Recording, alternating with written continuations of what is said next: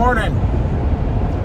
Heading off to the Vintage Computer Festival, Southern California.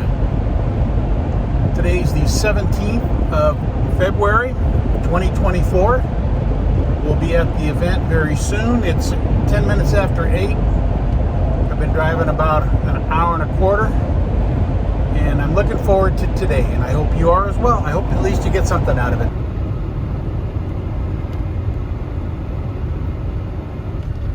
It's all right, we'll be indoors all day.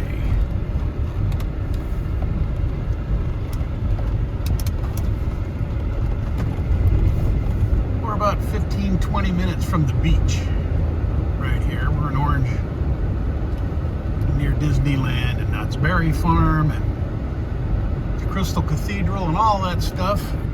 There's Farrah, the hotel. That's the venue. We made it.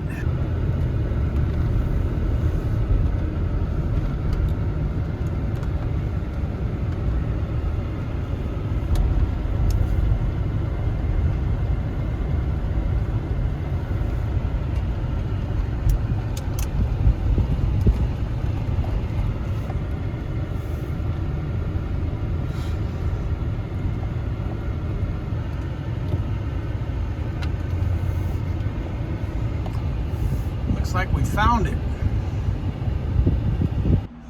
Well, it's 8:37 and the parking lot's already full. Well, I'm here and I'm registered. Let's get going.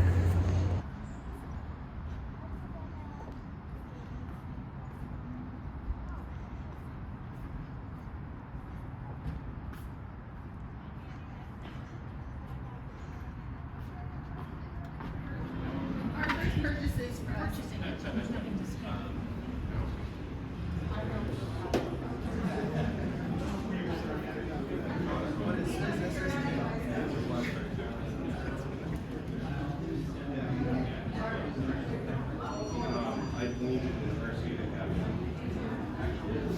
This guy right here. This is exactly what I needed.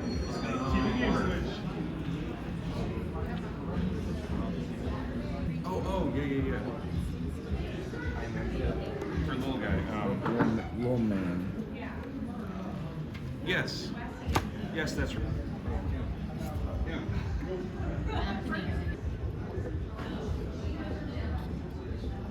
You know what? These are really did that, and it's already 2,600 on the show. Actual art. Bag of remotes. Taking apart, so we should take apart. The second bag of remotes. And there's a list of stuff. Are these all remotes? Honey, these are remotes.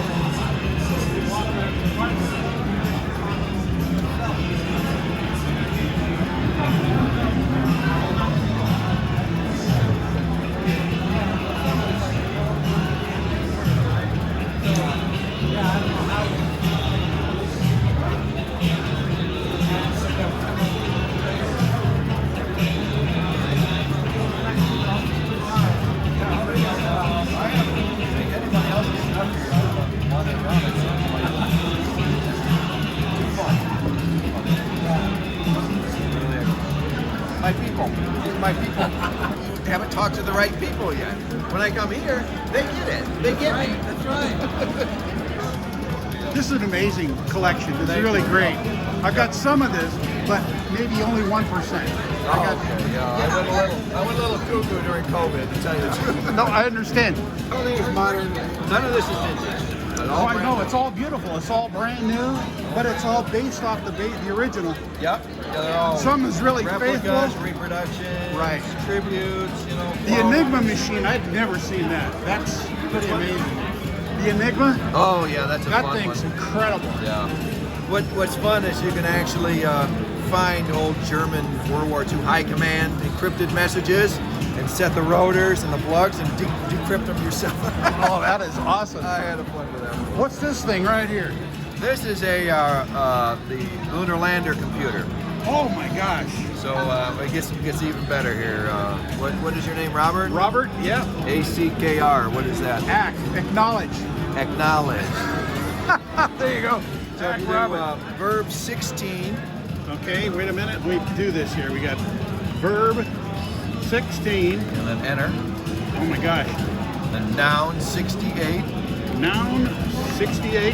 Enter. Enter. Noun 68. Enter. There we go. Okay. Took a second. So now this is a simulation of the actual landing sequence. So you put your ear up to that, you can hear Mission Control talking to the astronauts.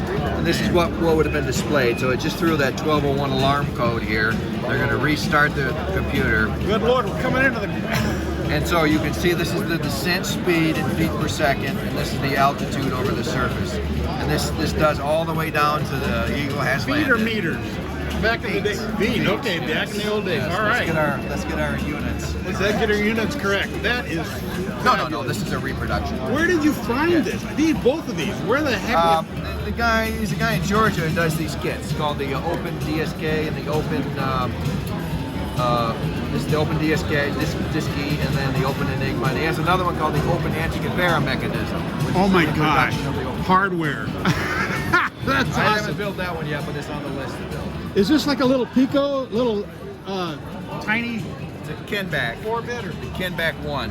So it's a reproduction, miniature reproduction of the Kenback 1, which would have Not been familiar with it. Well, that would have been the really, what the Historical Computer Society considers the very first personal computer made in 1972. Generally, it's Superboard pretty easy 3. to guess. What's this one? I'm familiar with. We've got Sinclair ZX80, the ZX Spectrum. Right. Those are great clones. Great, fantastic clones. This is a Ohio Scientific C1P. The Ohio Scientific. So that was an Ohio computer. This is actually the very first computer I actually saw myself. My friend's brother had one when I was a kid. This is a reproduction IBM PC here, the original 5150. All new, huh? All new. This is all new stuff. All kits. new stuff. All kits. But the green line here is all kits. Here down it's more advanced stuff. You gotta pad your boards, so you gotta get the parts all yourself. Something like 4 megahertz, I think.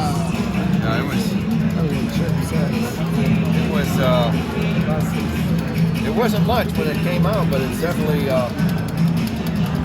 set the world in a different direction. So you landed already. You're on the surface. Oh, I'm on the ground. Okay, safely or not? You made it. I made it. Okay, excellent. Well, I guess you're taking off now. Break out my golf clubs and take care of business.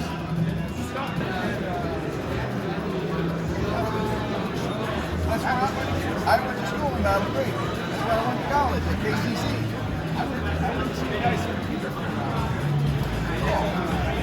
It's great.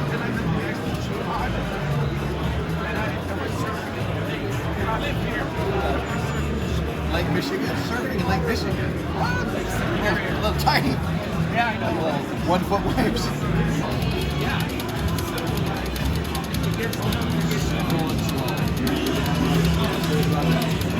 Not like Los Angeles, the place we were at.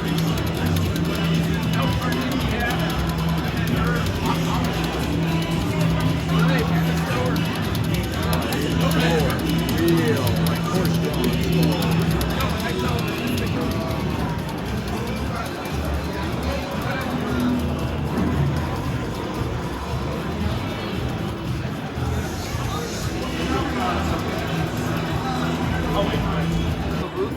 No, I don't have a booth here. Are you just a collector? You just want to show your wares, or do you have a business? No, I don't have a business. I'm just a dude. I'm an engineer by day, just an engineer. So I Yes. do integrated circuit design. That's what I do. Oh, that's why it's fun for you. That's why cool. this is. Well, thank you for supplying all that. All right. Thank you very much.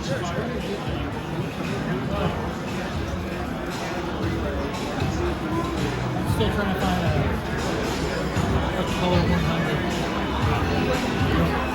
I mean, it's one. I mean, it's not every once in a while. I don't think I've ever seen it. I was actually saying, I just have a lot of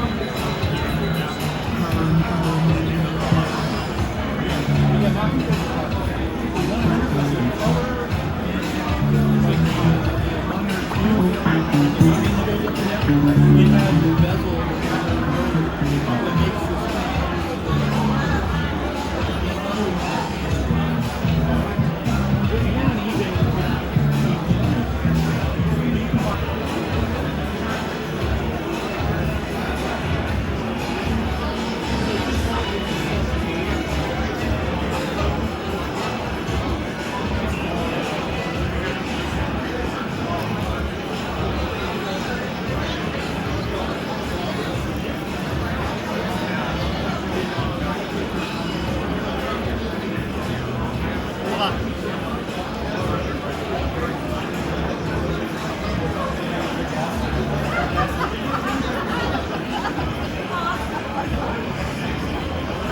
What's running on this one?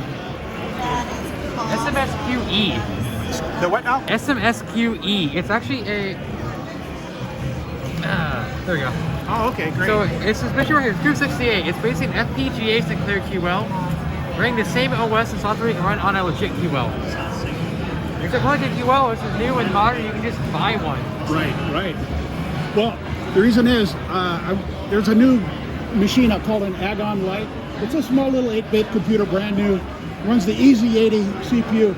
So in the GitHub, or I'm sorry, in the Discord channel, I posted your pictures of your machines, and they all lit up. They're all from England, so nice.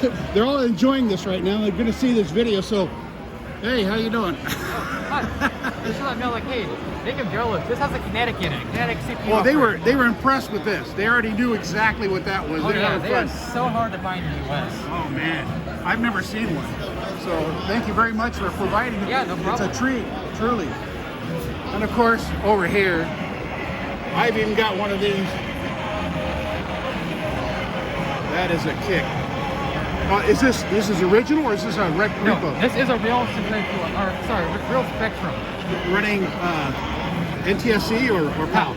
PAL, excellent. Yeah, if I actually go ahead and make it angry. Oh yeah, there it is. Actually, that's wow. the deal. Yeah, this is an actual Flicker and everything. All right. 48K machine, so it's got the good RAM. Yeah. Ooh, this is the good one. They don't have the sticky bodge stuff on the back holding things together. The RAM pack. Look at that. That's really cool. I've never seen a real one in life. I've got a repro at home, reproduction. Yeah, and then for this one here, I have this here is a div MMC adapter, which gives me an SD card. Right. And a joystick port, so when I go ahead and want to load up games here, Sure. I could, like, I have an iPod. I can do a tape load with the iPod, which takes 3 to 8 minutes per game, or I can just go ahead and find my list here. Let's go down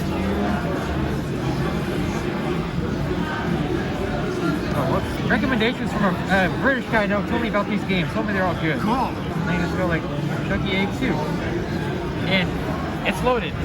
Chucky Egg 2, yeah. That's excellent. Color clash and everything, I'm sure. Oh, and it crashed. Oh, well, hey, we got to clean contacts. That's what happens. It is British after all. That's after all. Oh my gosh, they're going to hear that. Gentlemen, what do you think? That's great. Chucky Egg loading. All right, there we go. Now we're on. The author of this, the programmer, has actually come up with brand new ones running on the Next, Spectrum Next. I played that one. It's pretty good.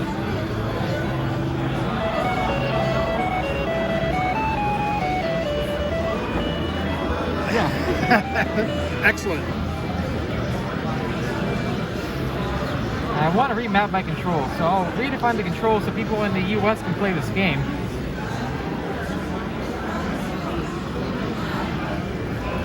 there we go. Modernized controls for it. That's so great. It's one of the things that I never knew existed. When it's loading, the color bars around the outside. I enjoy all that stuff. There it is. That's those geese or ducks where they're going around the eggs. Oh, if you want the color bars, I can do color bars for you too. Sure. Oh, So that's if great. I turn this off, pop my SD card out.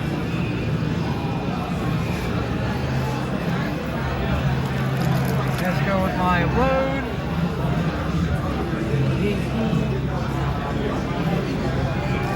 Sorry for all the video flicker, but this is the real deal. That's it. There's the color bar, loading it up. Yeah, something we missed when we were kids. We didn't have this. We had noisy cassettes, but we didn't have beautiful color bars. Yep, and I don't have a cassette drive with me, so I just brought an iPod and put the game so I can have. Hey, as long as it works. Wait for it to load. By all means, they can wait for this thing to load up. Right. Well, thanks for providing them here. Are you, Yeah, no problem. you're Chris? Yes. Okay, Chris, thank you so much. This is really great. Have a good one. God bless.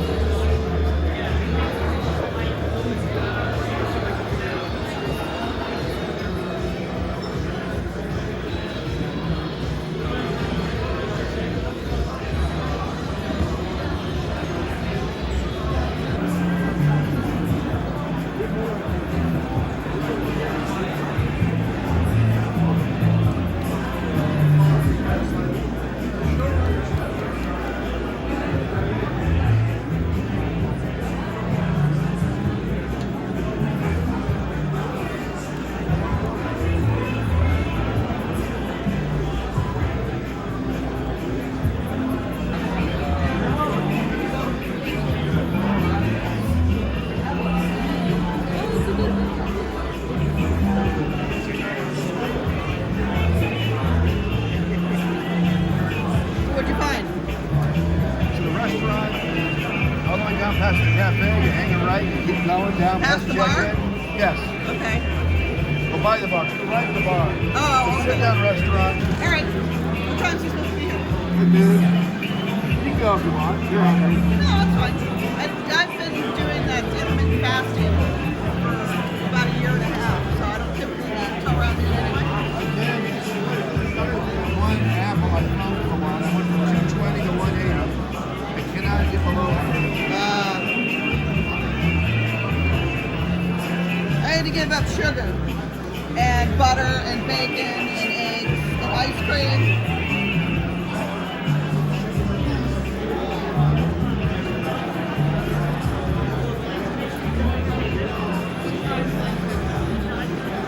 Try it? I'm gonna get it to start.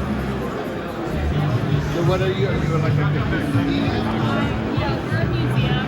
It's housed in the Carleton College. And I am the graduate ministers museum here, so yeah. I'm in like museum studies, so I'm still learning a lot about the collection. Sorry, I got out of the way.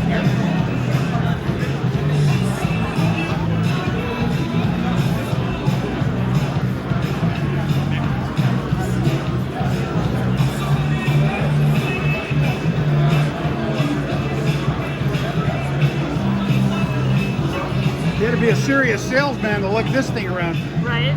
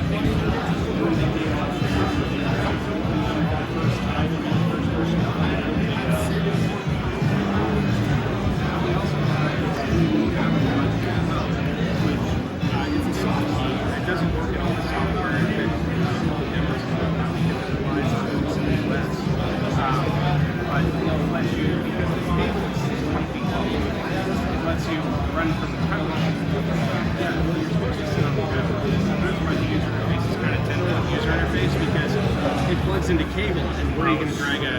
Is that a computer? Yeah.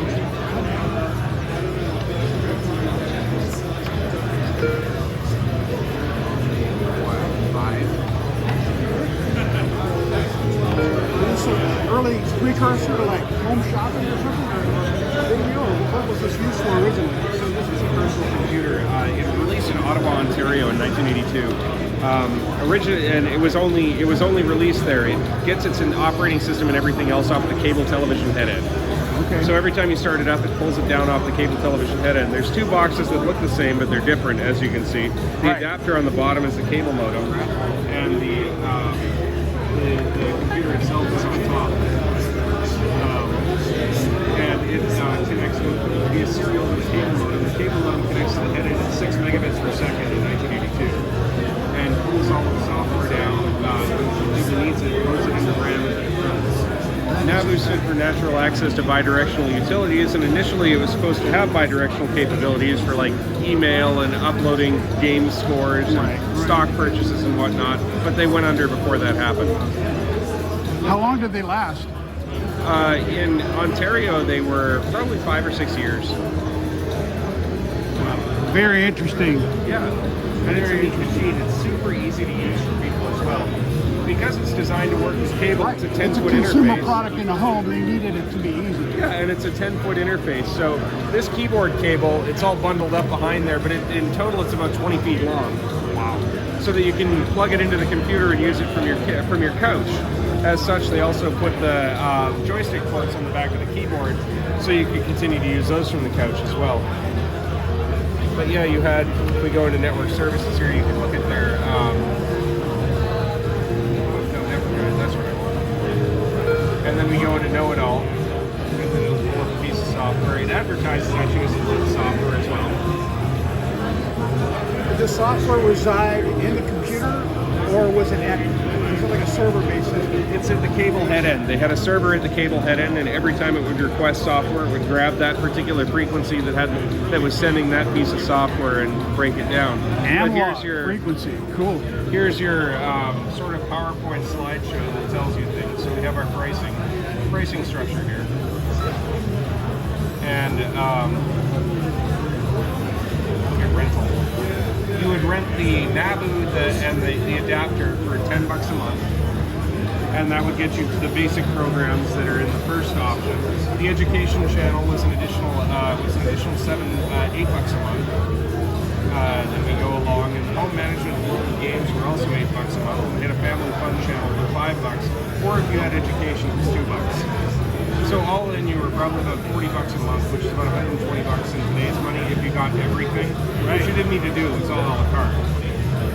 But back then they didn't have personal computer, but people were probably afraid of it. This Commodore 64 was what was out. You could rent a floppy drive for $9.95 to save your documents if you were using the word processing and the features that they had.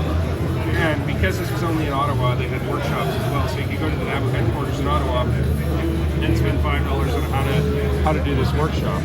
Another interesting thing, you see these keys here. These are your page up and page down keys from your left and right, because at the time people didn't have the scrolling and the screen metaphor like we do now in our head, so they used the book metaphor. So you would go back and forth. Sure. CPM was $125 to buy. Game controllers were $15 if you wanted additional ones. It came with one originally. If you had got the game channel. So you would buy the CPM. They would download it or send you a disc or send you'd have discs because you need the floppy drive for CPM and it would run locally. But once your lease is up, the software you keep on disc and it's a standard. No, it would be. You can also buy the computer as well. You could rent it or you could buy it. I thought it was just a rental thing. Okay. Wow.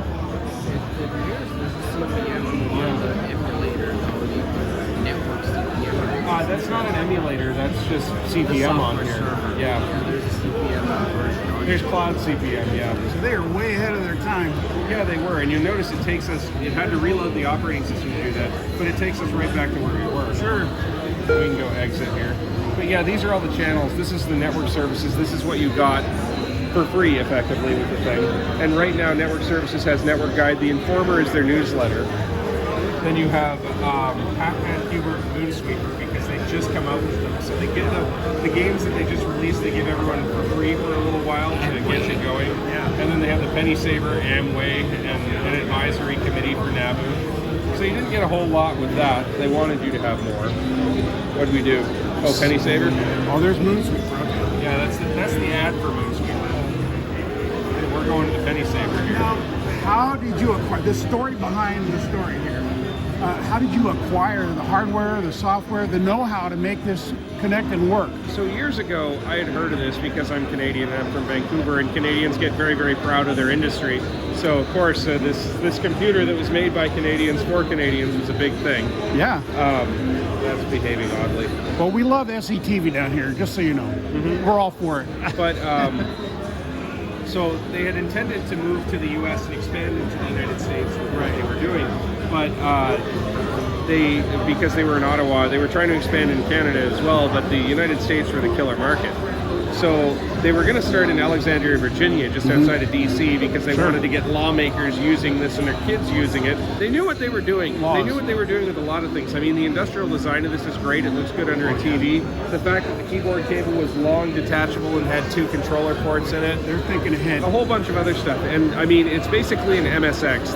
The guts of it are basically an MSX, so it has an AY3 sound chip and reasonable graphics, so it plays games pretty well. If we go back and look at network services and I fire up Pac-Man, it'll take a minute to fire it up, but it does pretty well. This was the ad, the optimistic ad. This was from 1984, so the paper titled 1986. We're doing great. So they had sent down a whole bunch of computers that they manufactured to Virginia and put them in a warehouse, and we're setting up the cable head ends to start distributing. Right. And they went under. So there's a warehouse full of these things. About 20 years ago, some dude found this warehouse full of them and bought it, and then moved them to a concrete pad in his backyard and covered them with tarps for 20 years.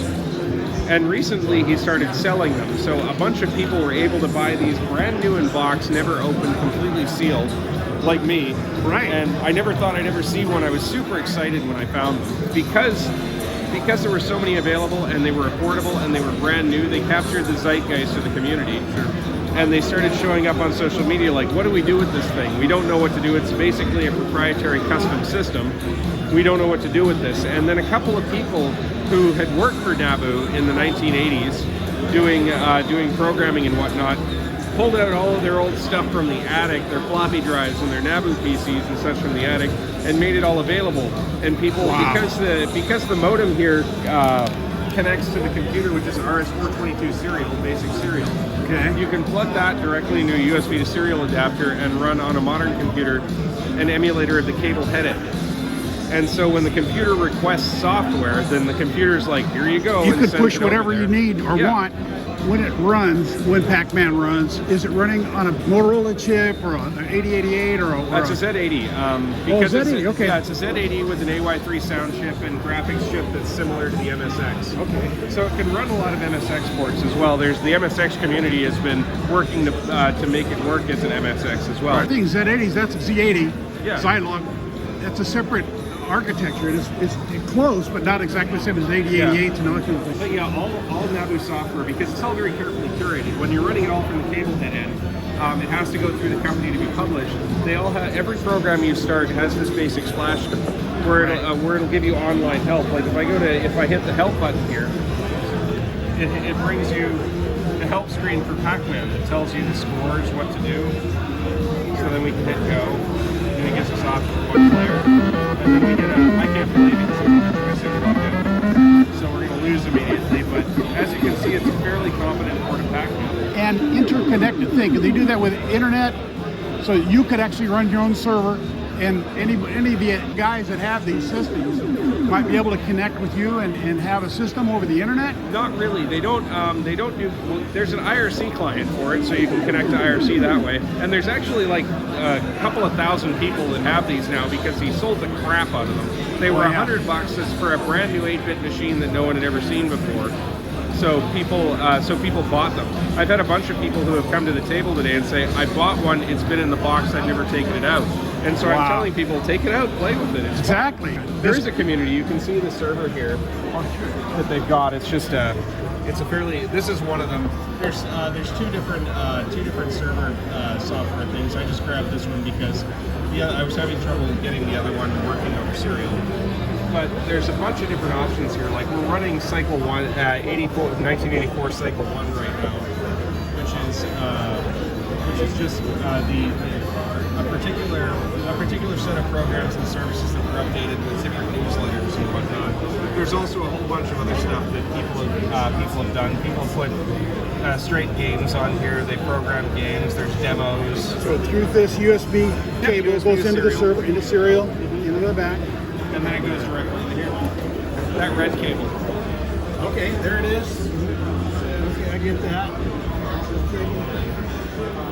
Back all the way to here. Okay, that's the input. Wow, that is amazing. I always wondered about, certain game companies that went under. There was all online stuff. This is very different. Yeah, it's neat, very it's neat that they've been able to preserve this and were able to find it. So the Informer was their monthly newsletter that they had, that being advertised. Right. Yeah. The TI 99.4A, and maybe it's the MSX thing. They had a lot of these games that you're showing me. All of them were on the TI. Oh yeah, I mean, and they look the same. I wondered. These are the killer apps at the time. Like everything had those in various quality levels, various quality of ports based on the system, because that's what everybody wanted at the time. They were the popular games at the time. So here we once again have the standard Nabu screen. If we go help, it gives us directions on how to page through what is effectively a PowerPoint presentation here for people who have never done it before. So we can hit restart to leave help, and it brings us back. So let's go. And then the Informer loads. So we can go to record scores, because part of the bidirectional thing would have been sending back high scores in video games, but because they couldn't do that, you would take a photo of your screen and send in your high score, and then they publish your name in here, like Ted Maybe the Carter hottest here guy in on Ottawa is the high score for the month on Pac-Man. Yeah, I mean, Rhonda and Antarctic Venture, man, people reading this. Wow. And of course the soft keys here that they have different functions, like if I hit restart, that just takes me back to the main menu here. So it's safe for grandma and mom and the kids. Newsroom. All right. Well, I want to thank you for your time. Thank you so Absolutely, much. yeah. And you're a good ombudsman for this whole system. I'm glad to see it alive. You're bringing it. Yeah, they're neat, and all the stuff that they had in here was really cute too. I mean, you see all this art, and it's goofy and some of it's funny. Even better than the old TI stuff. So the MSX, I'd like to look more into it to see how this was done. Well, it was also carefully curated, because all of this was done by the Nabu people who made the computer and made the network and knew the hardware and knew the software. So they were able to curate an experience. It was like Apple, but it was like Apple is now. Right. But back then, the walled garden concept, which some people hate and some people like, I can see the benefit in 1982 when you had things like the Commodore 64, which would have been really, really hard for grandma to use in 1982. Right. But this tells you exactly how to use it, exactly what to do. You bring it home, you plug it into the cable, and you go, and it comes up. It's great for people who want to be introduced to 8-bit systems now as well, because you need a single cable and some software on a computer and a USB to serial adapter, and you can go. Versus trying to load stuff from tapes or floppies, or getting any of the floppy emulators, or getting a GoTech, getting a tape emulator, whatnot. You can just go and play with what people saw in 1984. Do you know what video processor it used? I don't know which one this one uses, which is a failing on my part, because I should know. No, that's okay. MSX. I thought it was the TMS, Texas Instruments 9918A. That might be it. That's why the 9948 comes video from. Chip on the Nabu. It's interesting. I know MSX, they had the Tomy Tudor, the TI 9948, and there's a bunch of other MX ones in Japan that I'd never learned about, but I know they exist, and now I know something from Ottawa, some local homegrown software right here, hardware. Yeah, some guy in the comments. What is it? Some guy in the comments, so for a little asterisk, says it's the same as an MSX1. Oh, okay. Same video chip as an MSX1, yeah. But asterisk, that's what some guy says. Right. I mean, same capabilities at the very least. Yeah. And I mean, if you lift up the side of this guy, you can see she's got some gravity in her. She's pretty heavy. I imagine so. this whole thing, I looked at the wood, you know, vinyl on the side. No, I mean just. No, I know, but I mean, I'm just saying the entire thing, heft. The image in my mind comes as heft. Yeah. It's a serious piece of kit trying to pick that up. That's why Grandma calls It's got like a General Motors dash. These are the fake socket cap screws. They're just plastic molded. Right. So, well, they look that way. It's got it's solid looking. and this thing also. TMS 9918A. Yeah, that's Yeah, exactly TMS what I said. 9918A. That's the TI 994 has the exact same chip. Nice. That's where they get the 994A. The A is from that chip. MSX TI 99. Right. It's all similar. That's the MSX stuff. Yeah, So that's cool. almost standard. And if you look in the back of it, you can see the 4 blanking plates. It's got 4 expansion slots, so you can Oh, do yeah. stuff with it. That's right. Other than that, there's not much by default. Well, they're ready for expansion. I'm sorry to hear they didn't make it, but Yeah. it's fun. I'm glad you You can see that the holes start out really well here, and then it gets like it's made on a Friday. Okay, let's not bring Detroit into this now. So take care, gentlemen. Thank you so much. The other thing is, I have the brightness on this TV turned all the way down. Oh man! Because the like if I hit the TV Nabu here, that looks terrible. And then I turn the brightness up to where it's normal here. That's the center detent on the brightness on this TV. And then I go back to the Nabu and blow it out because it runs the RF really hot. And you can see how clean this RF is too. It's really No, sharp. it's absolutely sharp. You don't see any rainbowing. A little bit, but it's not Yeah, bad. there's a little bit of rainbow. shadowing. But everything is also just really focused and sharp, and it's not fuzzy and crappy. They must And be using the same text, probably. the TI. But anyway, I'm going to say it's very familiar. But I bring that up because the RF, the RF capabilities they make more sense when you realize that this was made by a bunch of people who are cable TV engineers.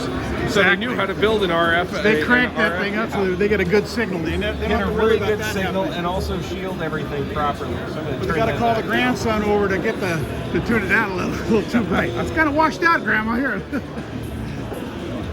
All right. Thank you so much. Sure. I think everybody's going to enjoy this one. Thanks. Have a good day. You too. And it's, the old things and stuff. This is the new one, right? I think so. Yeah. Or, F256K. Seen it in the wild now.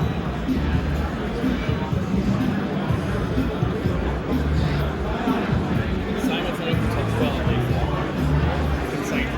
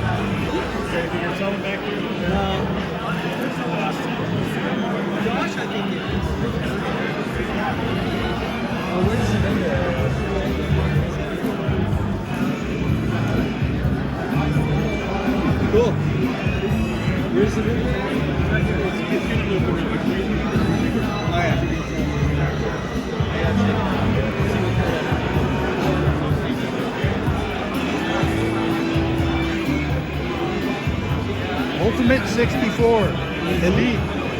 Very nice.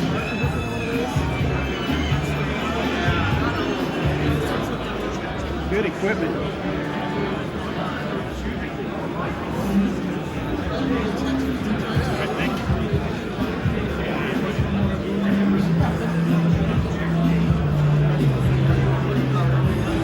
from the back, you can see the cartridge right here. Oh yeah. Okay.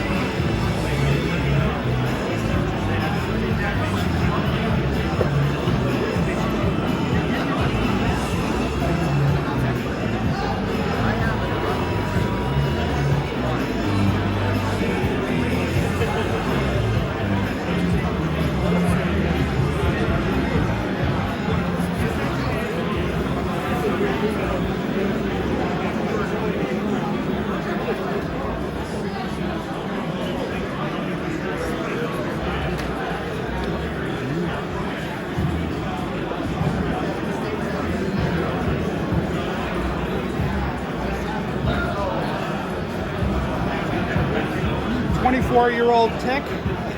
Yeah, well, I have one of these. But Oh, cool. I didn't know about that. That's awesome. No, no, it's a great computer. It looks it.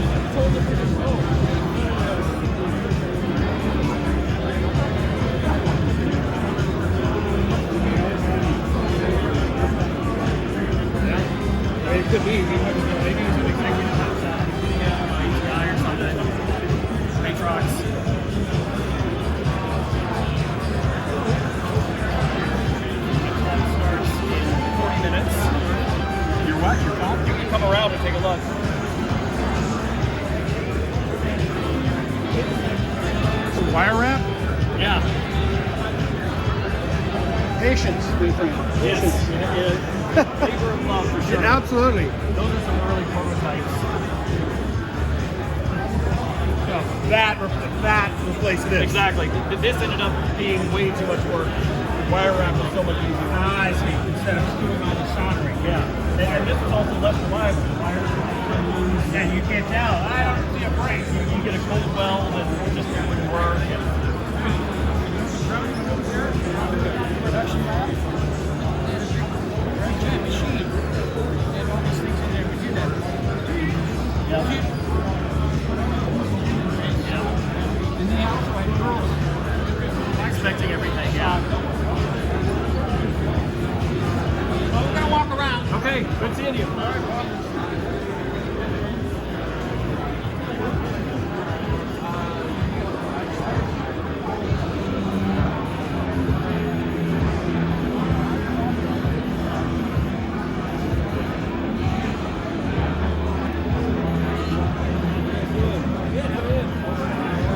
You got your own operating system? Everything. I wrote my own assembler. I wrote my own EEPROM programmer. I wrote the operating system all from scratch in my own assembly language because it's my own custom instruction Your set. own dog food. Exactly. That is amazing. So at 2 o'clock, I'm going to do a demo with the logic analyzer. I'm going to wire everything up and show how I debug it. You'll get a taste of what the assembly language looks like and all that. And I've got a talk in 40 minutes talking about how I built it. Is it akin to any other operating system, or is it just flat out all Literally yours? and most of it I winged it. So I didn't have a plan. So the 7400 logic chips. That's the CPU. Yeah. So you're able to just set your own registers wherever you want. Exactly. Do everything. So you can see the architecture here. You know, I picked my own register layouts, and I did build my own ALU. I didn't want to use the 74181. Right. So I ended up designing my own ALU, which it's just a lookup table. It's based on 2 EEPROMs. Oh yeah, that's fine. Get the job done. Yep. That's beautiful. How long did it take you to get to this point? So I started the video card up here in 2019, and I finished the extended memory down there about a month ago. So this is like COVID time. Yeah, a lot of it was this was all COVID right there. Right. Oh man, that is fantastic. Well, hats off to you. That's awesome. I love it. Thanks for your time. I may be around for the demo.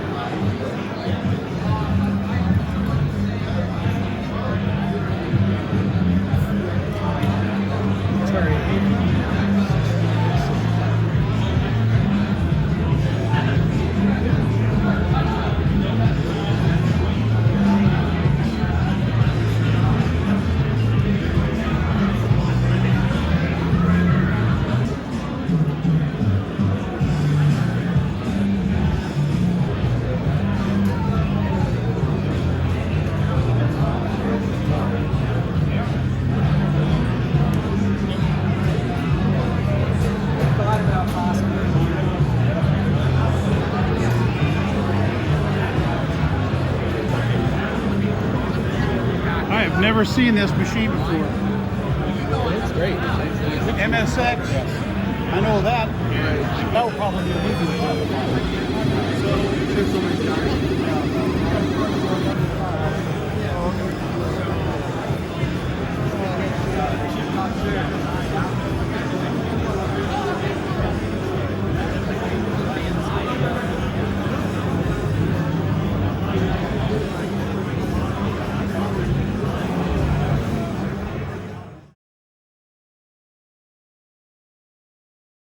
This is a real deal. I didn't think it had graphics. Did they updated something? No, this was Petsky graphics. Oh, okay. It's a bunch of characters. You can see them in the upper part of these little keys. They had, it's just a character set that you could do wonders with. Absolutely. Thanks for bringing them down. This is awesome. 4 p.m. At 4 p.m. on today. So cool. Yeah, see. I've never seen a Jaguar in the wild before. I've seen 2 today. Yours, and there was another one over there, I think, somewhere. Well, and then if you thought this was rare, the same guys, the same people, the same stuff is basically what this is all about, which is the Nuance system. It's an interesting thing. I'm going to be discussing it and going into details about that. And it's all this wonderful old tech. That's what's fun. Yes, sir. Discovery. Playing around. thanks for coming out. Well, thank you. OG Max. Oh, there we go. Max. Yeah, we got guts over here. I want to see the guts. That's the CPU upgrade, and that's the pass-through. So it lets you have the best of both worlds because you don't lose out on the internet capability. Okay, so what part is original? Are they both aftermarket? No, they're all vintage upgrades. Okay. So vintage upgrades. Okay, so back in the day you could get this. Yeah, this was sold in a mail order. you can get these in like, so the most, they weren't really sold in like the big stores. You can get them out in small computer stores and like mail order. But this came out in 1995, well, a bit after the SC30 had like stopped production. So, but the thing is, like, this really special thing is the pass-through that let you use multiple cards at once. So you could have, because like the early accelerators, you only have one slot. So right, exactly. What are you going to do? They really limited you on these machines. Yeah. So yeah, that's 50 megahertz from 16 megahertz. That's awesome. Yeah. So you're not sitting around waiting after you click. Yeah. How's it going? Get out of my way. I want to lick the end on cap. Yeah. Yeah, no, please.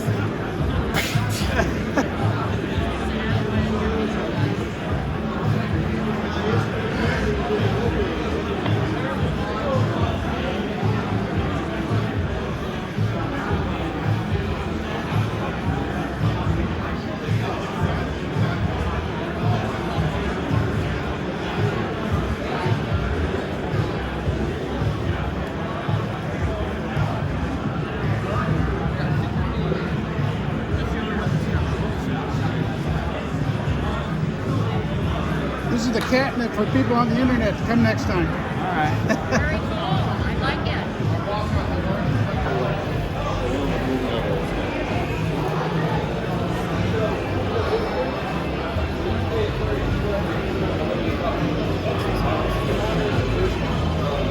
Yeah, so it's got all backward compatibility. I don't care about the logic. I like that. That's stuff like that. Yep. So that's these guys here. Have you had the boxes for it? I do have one box for it. If you want to box it a little bit more, but we can plug them in to test them all out. How much are they? For the Aquarius refurb, I can do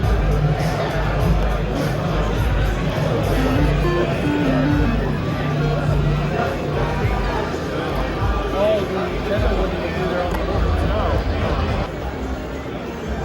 How you doing? What's going on here? Super Smash Bros. Ultimate.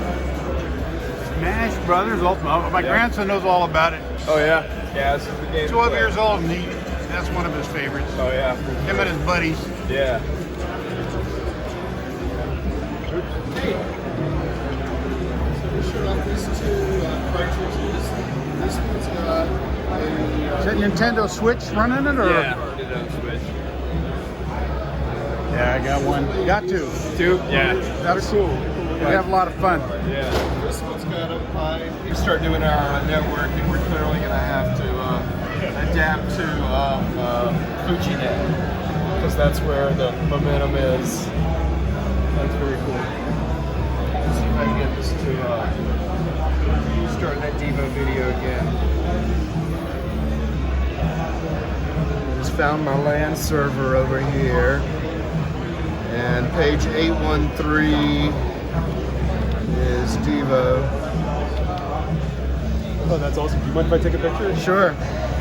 And it's playing with it. The sound is synchronized with it. That's very cool.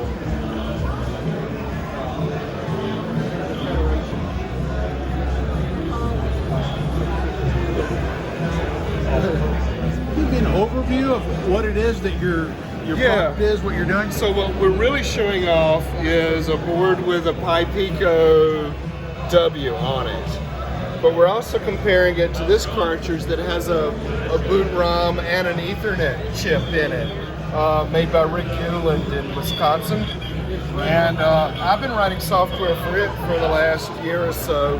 And then a friend in the last couple months has built this.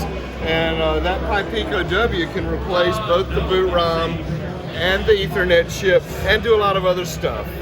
So we're kind of excited to find out what we can do with it. What was the original idea to do with this? What is it? Here's one motivation. If you had a Coco and only one peripheral, like you didn't have hard drives or floppies or whatever, you could just plug in an Ethernet card and access everything you need over the internet. Text-based Ethernet or internet, like bulletin board services that can go for that kind of thing? Well, there's no reason it has to just be text-based. I'm showing a Devo video over here. That's awesome. So yeah, push the limits, figure out what we can do. Absolutely. Well, that's exciting. New stuff. I love this. This is the next generation. Okay. And my friends called it Copico. Right. But these have only existed for a week or two. So we're still working on them. Absolutely. Super. Is there a Discord where people are discussing the software or anything, or is it?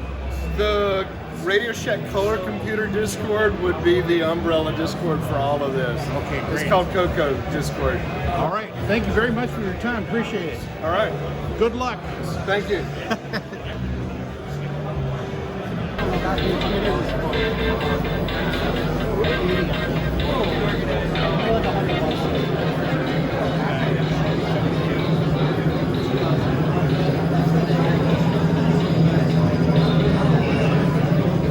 like working on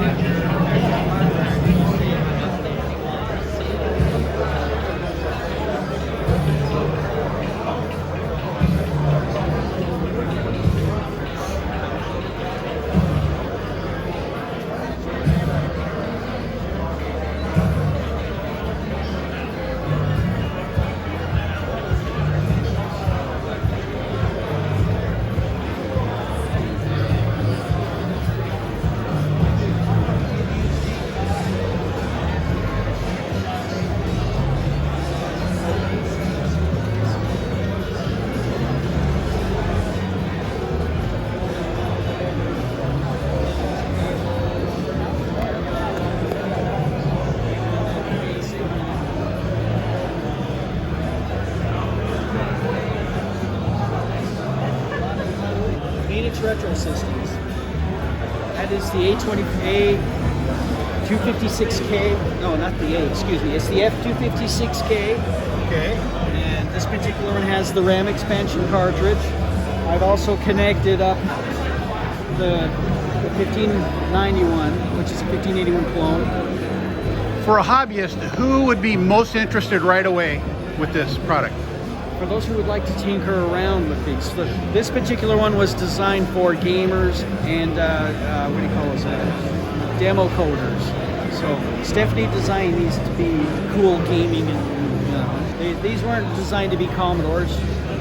Just have more compatibility with the drives. 6502 so if you assembly. Want to floppy, swap floppies, you know, 6502, right? 65 CO2. CO2. Okay. This has an authentic 65 CO2 chip. It also uses the FPGA as kind of like a glue for the rest of the system. Right. I love all this new stuff. I'm working with the Agon right now. Agon Lite 2. Yes, there's Agon.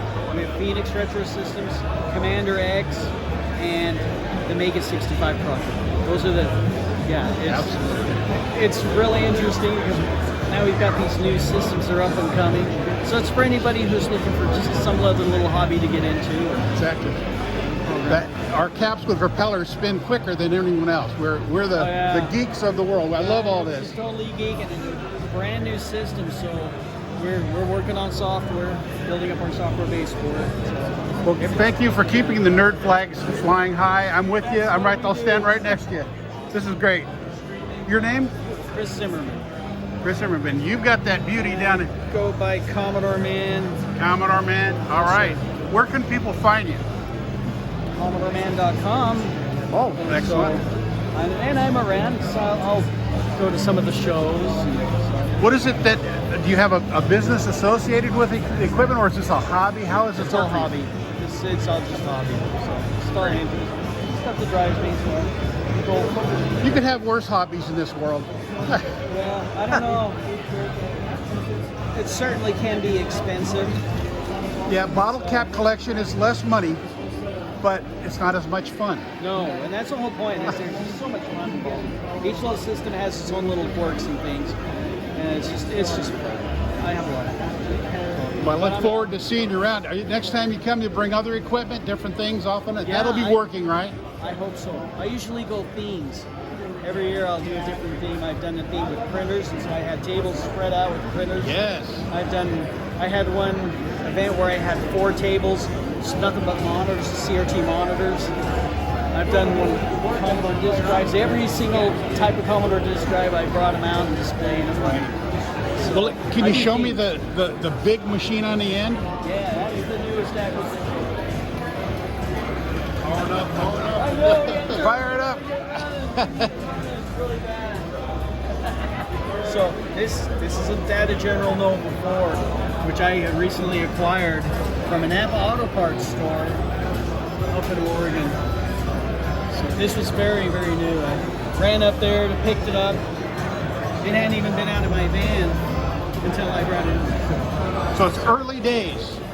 So these things were built in between 70, I've been told, between 76 and 78. So this unit was a database machine for Napa. They used this. He used this at the Napa store for a inventory management. Okay. So he's got Part numbers, how many we got? Pricing. That's what he used it for. Yes. Did they have? Well, did he explain it all? Did they actually have prices downloaded from headquarters, or that was just? I don't know. Yeah, I didn't get into that. I'm not sure which questions to ask. No, that's fine. No, of course, but this is my entry into this sort of technology. obviously the most amazing thing for me and others, I'm sure, is the large drive unit down below. Yeah. Pull that out. Warning. Look at that. Bearings are still good. Yeah, it'll fire up nice. Very hopeful for this machine. It has 2 read heads. How much data is this for? 10 megabytes. It should be 2 5-megabyte platters. So for a total of 10 megabytes. Okay. So, yeah. And then also, this particular unit has the one floppy drive, 1 8-inch. Oh yeah. Okay. And this is the control card. Wow. This one is set up right now for only 1 drive. There's only 1 drive that's installed here, but it is clearly built for 2. Like I said, it's early days. We got some cleaning to do, but it's gonna come out beautiful. Yes, I have to pull everything out, and everything is going to be scrubbed down, the whole thing. It's all going to be washed. So this thing, next time people see this, it's going to be spick and span. All right. It'll have database numbers for everything in the building. Yeah. Sure, why not? Yeah, why not? Yeah, so Now, I have one question. It's very serious. Does this play Crisis? I don't know. To be honest, I don't know. Lunar Lander for sure. We could do that, I I'm think. sure that we could figure something out for that. Okay, great. Maybe Zork. Zork? Oh, yes. Maybe Zork. Okay. I don't know. Well, it'll take too long. I think Lunar Lander, you get some good sidewalk traffic to come by and tinker. Well, I know that this is a 16-bit microprocessor with 16K RAM. So it has some constraints. Right. But it was designed to run multiple terminals. So right. So these would be point of sale terminals perhaps, or is it just office work? It would have been both. For him, it would have been both. Now, this particular terminal here, that didn't come from, I got that from someone. Yeah, but it's... He didn't have any terminals left, so otherwise I would have grabbed those too. Right. Well, thank you for salvaging such a fun old piece of history. Yeah, it is. It's a whole new venture for me into this realm of technology, so... I appreciate your time. Bring it down and people Excellent. Enjoy it. It's been a real hit down here. I've been non-stop. You need to make friends with furniture movers if you're going to do this. I need to get me one of those cool little power lifts that just push a button and it just does. That would, yes. Good man. Thank you for all of this. I appreciate your time and effort. This is a beauty. We're looking forward to the next theme that you come up with next year. So, my next show that I plan to attend is over in Midwest. Okay. Maybe I might bring it. I don't know. There might not be enough time for it to be up and ready. We'll see.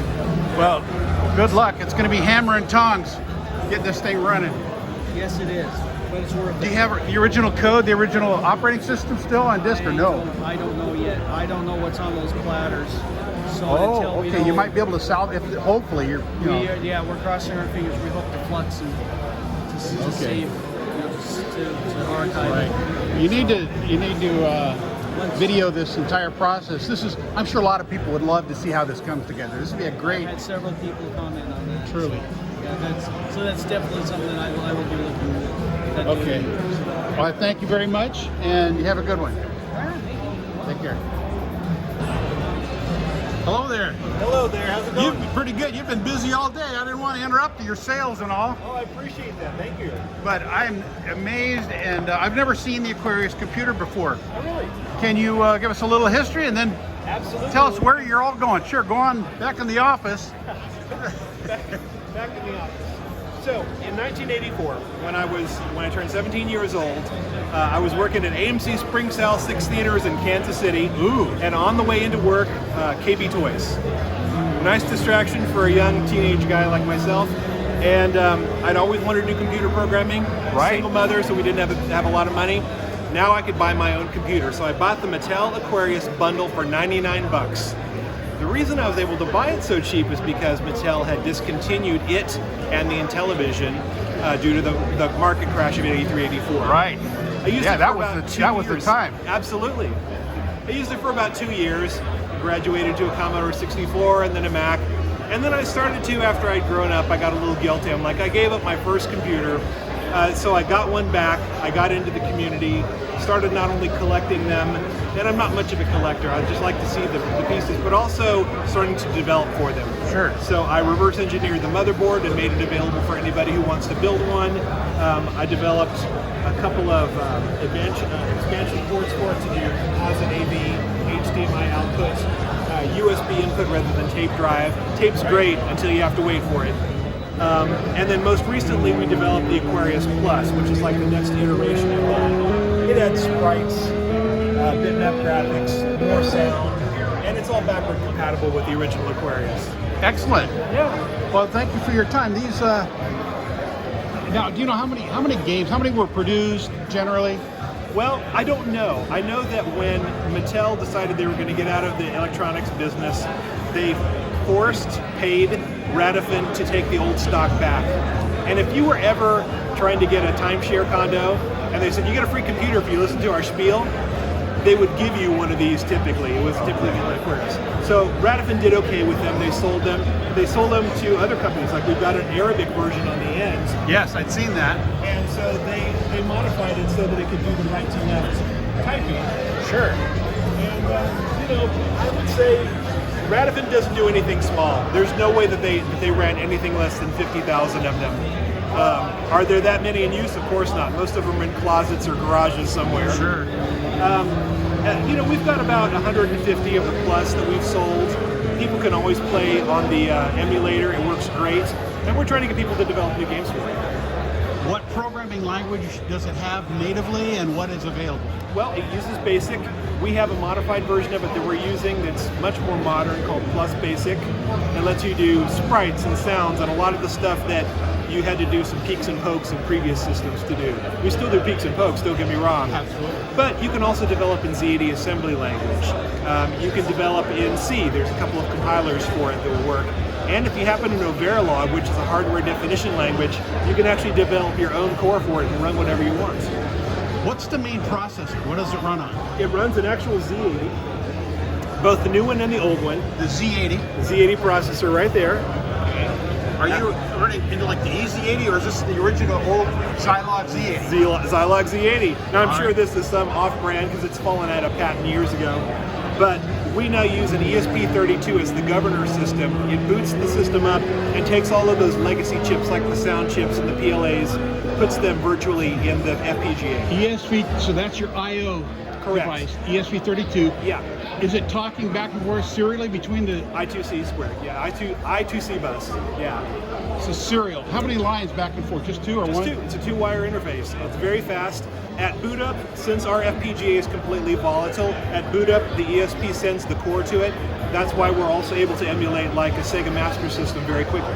My egg on light friends, I don't know if you would love to hear this. I absolutely continue. Here's the connection. Yep. Guys, read that. Buy this thing. This is an Agon light that made it to production. It could be. It absolutely could be. That's great. Well, I appreciate your time very much, and thank you so much. Take care. All right. Oh, wait a minute. Before I run off, that's the So motherboard? this I did have some motherboards, but I gave them away. This is the keyboard overlay for this. Oh, okay. So they came out with an Aquarius 2 that was much more expensive. There were only about 1,000 of these made. They're like hen's teeth. They go for $4,000 or $5,000. Oh, I'm sure. So I said, I'm just going to make my own. It still fits the same old Aquarius motherboard, but I give a mechanical keyboard, which is a much better typing experience. Oh, absolutely. This is the chiclet stuff, or the membrane is not fun. You know, it's good if you're trying to sell a $100 computer. That's a great way to go. That's absolutely right.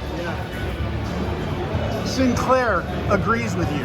Yes, although I think this is a little better than the membrane, just a little bit. Absolutely. At least there's some tact. Well, it's very nice that there's an option, and you provide the hardware for an adapter. Yep. So now, what keyboard? I'm sorry. What keyboard does this run off of? This can use any USB keyboard. Any USB. Correct. It prefers ones that don't have hubs in them because of the way the USB stack works. Best case is if you use a 2.4 gigahertz dongle-based keyboard and mouse. This will support mouse. It also does Bluetooth LE. That's why we can use the Xbox controller. Okay. Are there joystick ports, or is it just not on this one? So this is a brand new one that's cost reduced, about $150, $160. This is the full one, which does have all the legacy ports including Beautiful.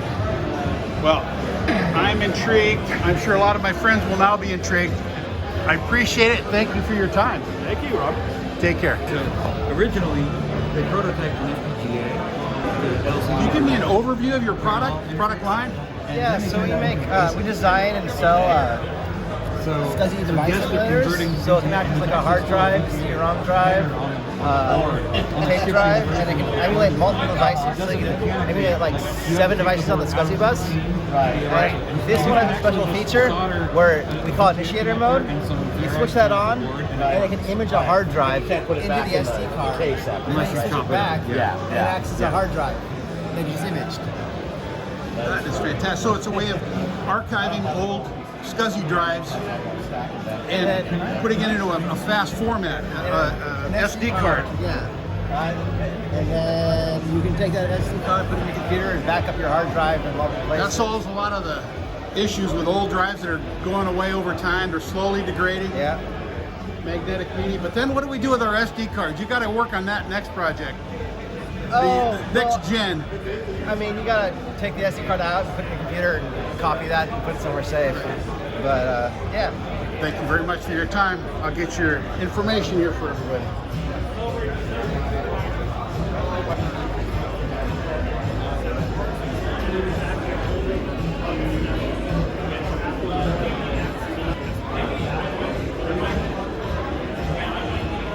Hello.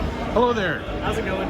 Excellent. Action Retro. I think I'm even subscribed. Oh, nice. You know, anything retro, 8-bit stuff, I'm intrigued. What have we got today? What are we working here? So, I have the most reasonable operating system to run on your old computers, Apple's Rhapsody. So, Okay. I don't know if you're familiar with kind of the history of Mac OS X. No, go right ahead. Apple bought Next, which Steve Jobs founded, because they needed a new operating system. And so they took Next Step and they just kind of reskinned it to look like Mac OS. And then did 2 developer releases actually for PowerPC and Intel. So I thought it would be funny to have the same Apple operating system running on an old PowerBook and some old PCs.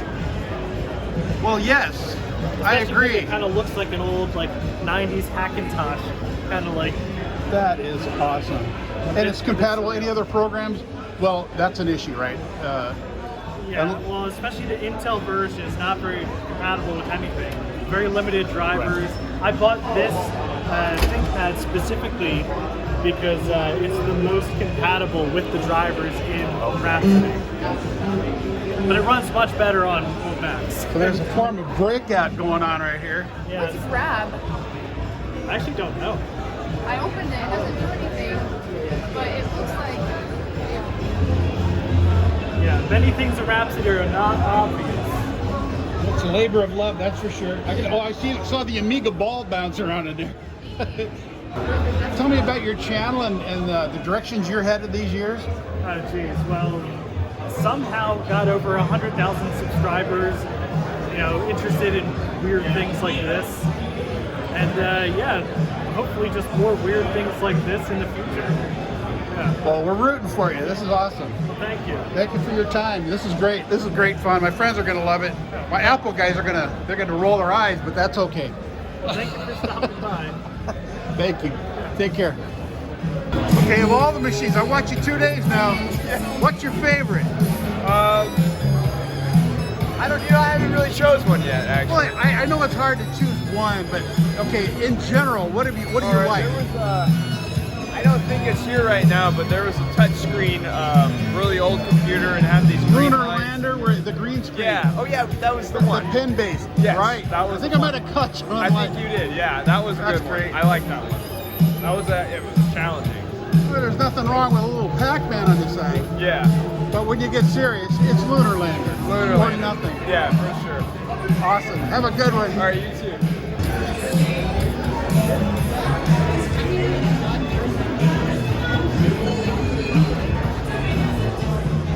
First thing we looked at, let's look at the last thing here.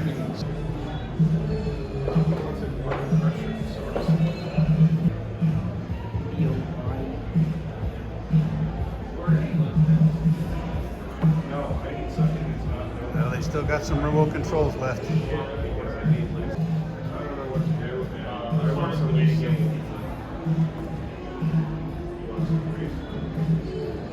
I resemble this. Everything I own looks like that. Uh-oh, what do we got? What do we got? Some Panasonic. It's in the free pile. Foot pedal, back, play. Oh, that's a tape recorder remote.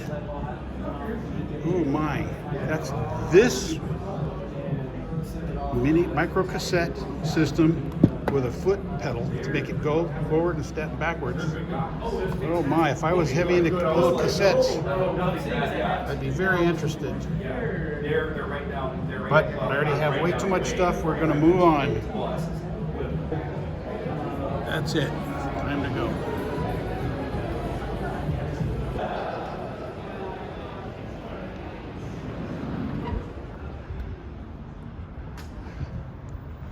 Okay, that's it for VCF SoCal 2024.